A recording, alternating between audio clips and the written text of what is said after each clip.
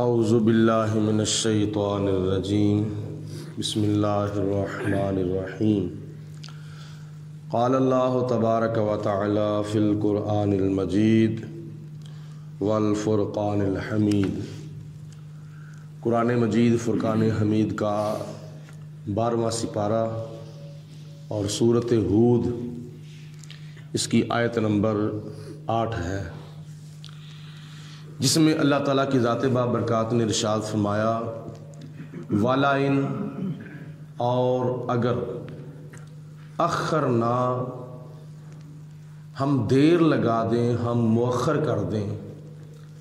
عنہم العذاب، ان سے عذاب، الی امۃ معدودۃ، ایک مقررہ مدت تک کے لیے، لیقولن، تو وہ کہیں گے ما یحبسہ، اس کو کس نے روکا ہے، الا، خبردار، یوم یاتیہم، جس دن وہ عذاب آ جائے گا، لیس مصروفا عنہم، تو پھر ان سے وہ عذاب نہیں پھیرا جائے گا، وحاق بہم، اور اللہ کا عذاب ان کو گھیر لے گا، ما کانوا بہ یستہزئون، جس عذاب کا وہ مذاق اڑاتے تھے۔ یہ تھا اس آیت مبارکہ کا لفظی ترجمہ۔ اس کا خلاصہ یہ ہے کہ اللہ تعالیٰ ارشاد فرماتا ہے کہ اے میرے حبیب علیہ السلام، اگر ان کافروں سے کچھ وقت کے لیے عذاب کو روک دیا جائے تو یہ ضرور کہیں گے کہ وہ جو عذاب جس کا تو نے ہم سے وعدہ کیا تھا، اس عذاب کو کس نے روک رکھا ہے، ابھی تک آیا کیوں نہیں؟ تو اللہ فرماتا ہے کہ جب وہ عذاب آ جائے گا نا، تو پھر اس عذاب کو کوئی بھی نہیں روک سکتا، اور پھر ایک تو کوئی روک نہیں سکتا، دوسرے نمبر پر اس آئے ہوئے عذاب کو کوئی پھیر نہیں سکتا جس عذاب کا وہ مذاق اڑاتے ہیں۔ نبی پاک علیہ الصلوۃ والسلام جب مکہ المکرمہ میں تبلیغ فرماتے تھے کہ یا کافرو، ان بتوں کی پوجا کو چھوڑ دو، ایک وحدہ لا شریک کی پوجا کرو، تو یہ تمہارے لیے نقصان ہے، دنیا کا بھی اور آخرت کا بھی، قبر کا بھی اور حشر کا بھی۔ تو وہ کافر آگے سے ماننے کی بجائے مخالفت کرتے تھے۔ تو نبی پاک علیہ السلام نے فرمایا کہ اللہ کا عذاب آ جائے گا اگر تم نے ایسا کیا، میری بات نہ مانی تو اللہ کا تم پر عذاب آ جائے گا۔ تو وہ آگے سے بطور چیلنج کرتے تھے اور بطور تمسخر کہتے تھے کہ لے آؤ جو عذاب تم نے لانا ہے، ہم اس سے نمٹ لیں گے۔ تو اس آیت مبارکہ میں اللہ پاک نے اس بات کا جواب دیا ہے کہ اے کافرو، تمہیں کوئی غلط فہمی ہے، جب میرا عذاب آ جائے گا تو پھر اس کو روک بھی کوئی نہیں سکتا، اور دوسرے نمبر پر وہ تم سے پھیر بھی کوئی نہیں سکتا۔ تو اللہ کے عذاب کا مذاق نہیں اڑانا چاہیے۔ خدا کا عذاب جو ہے جب آ جائے گا تو ان بطش ربک لشدید، اللہ کی جو پکڑ ہوتی ہے وہ بڑی سخت پکڑ ہوتی ہے۔ بڑے بڑے ظالم، بڑے بڑے جابر اللہ کے عذاب کی لپیٹ میں جب آ جاتے ہیں تو پھر ان کا بس نہیں چلتا۔ شداد نے جب دنیا کے اوپر ایک جنت نما باغ تیار کر لیا تو لوگوں نے کہا کہ آؤ بادشاہ سلامت، تمہارا باغ، تمہاری جنت جو ہے وہ تیار ہو چکی ہے۔ تو ابھی وہ ایک قدم اندر اس نے رکھا تھا اور ایک باہر تھا، تو جناب حضرت اسرائیل علیہ السلام آ گئے، آخری وقت آ گیا، صاحب جی کو فکر تھی ایک ایک کے 10 کیجئے، صاحب جی کو فکر تھی ایک ایک کے 10 کیجئے، آئے جبرائیل انسان جان واپس کیجئے۔ تو یہ ہمیں سوچنا سمجھنا چاہیے، اور ایک بات یہ بھی یاد رکھیں، یہ کافروں نے اپنے اوپر عذاب مسلط کر لیا تھا۔ اللہ تعالیٰ کا عذاب نہیں مانگنا چاہیے، بلکہ اللہ تعالیٰ کی ذات بابرکات سے خیر مانگنی چاہیے، رحمت مانگنی چاہیے۔ اور بعض لوگ اللہ تعالیٰ نہ کرے کوئی جھگڑا ہو جاتا ہے تو تنگ آ کر کہتے ہیں اس سے تو بہتر یہ ہے کہ میں مر جاؤں۔ یہ اللہ تعالیٰ کی ذات بابرکات نے جو ٹائم مقرر کیا ہے، موت تو اس وقت آنی ہے، تو اس سے پہلے کہنے کا کیا فائدہ ہوگا؟ میرا دل کرتا ہے میں مر جاؤں، تیرے سرے چڑھ کے میں مر جاؤں۔ نہیں، ایسی باتیں مسلمان کے شایان شان نہیں ہیں۔ اور پھر کئی لوگ صرف کہتے ہی نہیں بلکہ اس کے اوپر عمل کر کے دکھا دیتے ہیں۔ اللہ تعالیٰ کی ذات بابرکات نے جو ٹائم مقرر کیا ہے اس سے سبقت کر لیتے ہیں، خودکشی کر لیتے ہیں تنگ آ کر۔ بھائی تو دنیا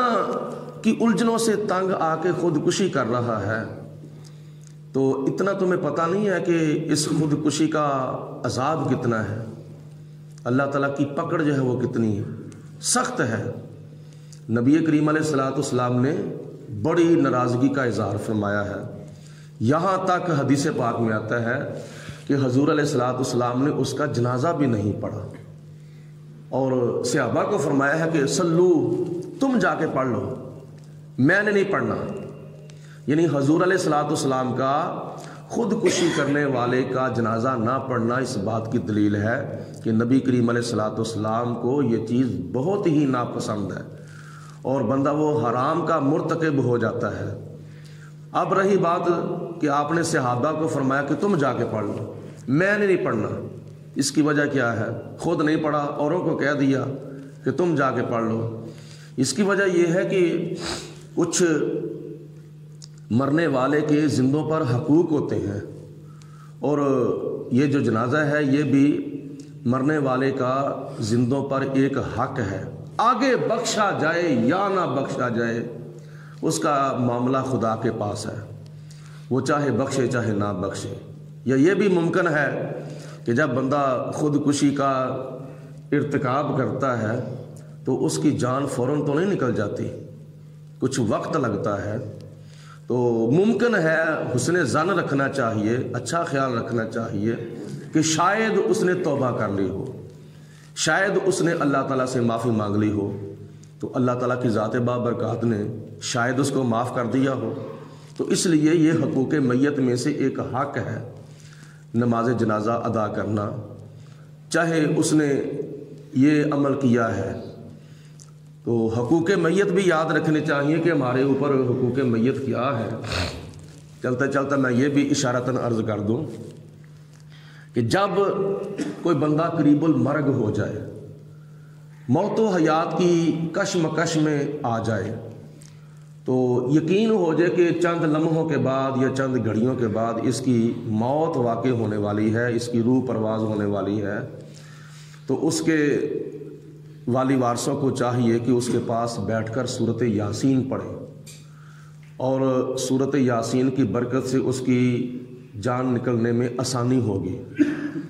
اس کے علاوہ اس کے پاس بیٹھ کر کلمہ شریف پڑھنا چاہیے،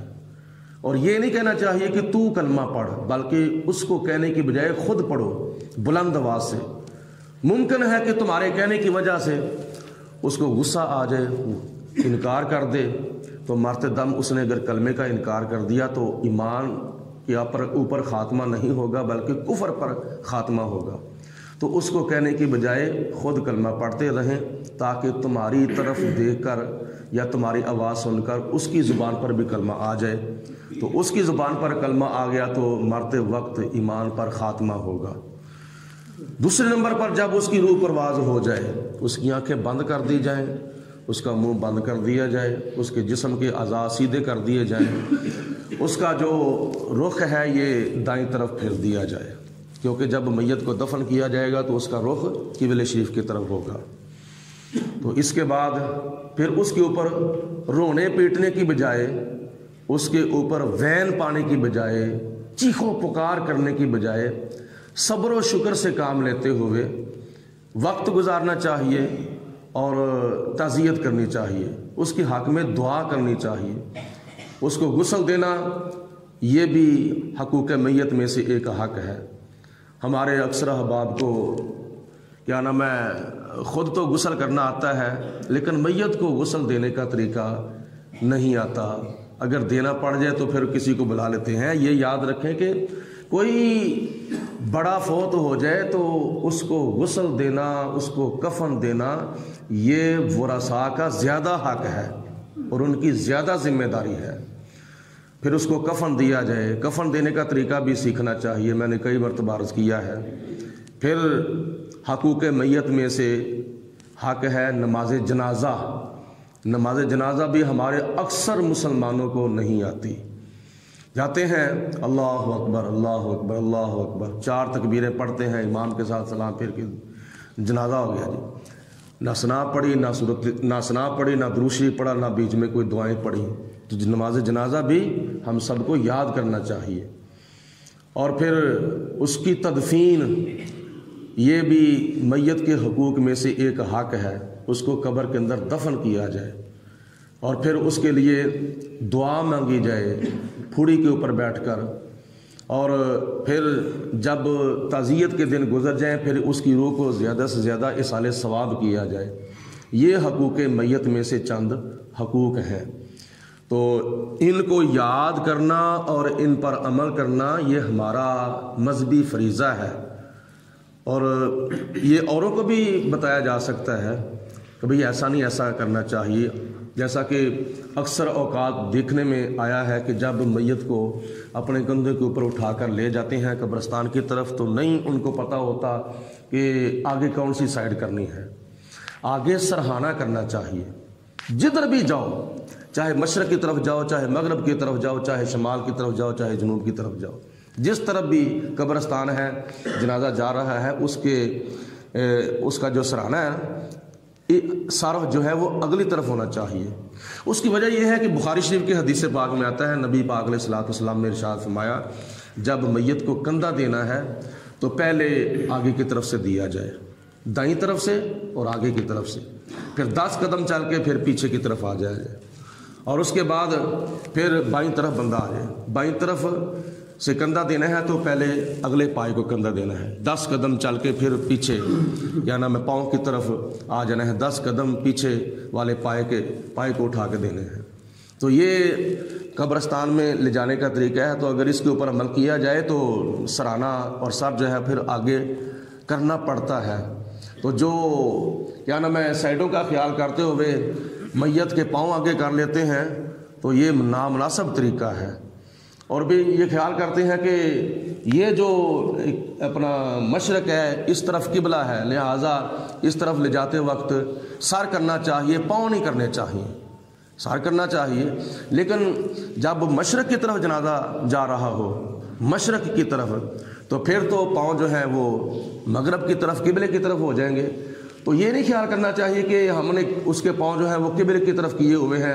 تو سر جو ہے وہ مشرق کی طرف کیا ہوا ہے، یہ نہیں خیال کرنا چاہیے۔ اس کی وجہ یہ ہے کہ میت جو ہوتی ہے وہ شریعت کی مکلف نہیں ہوتی،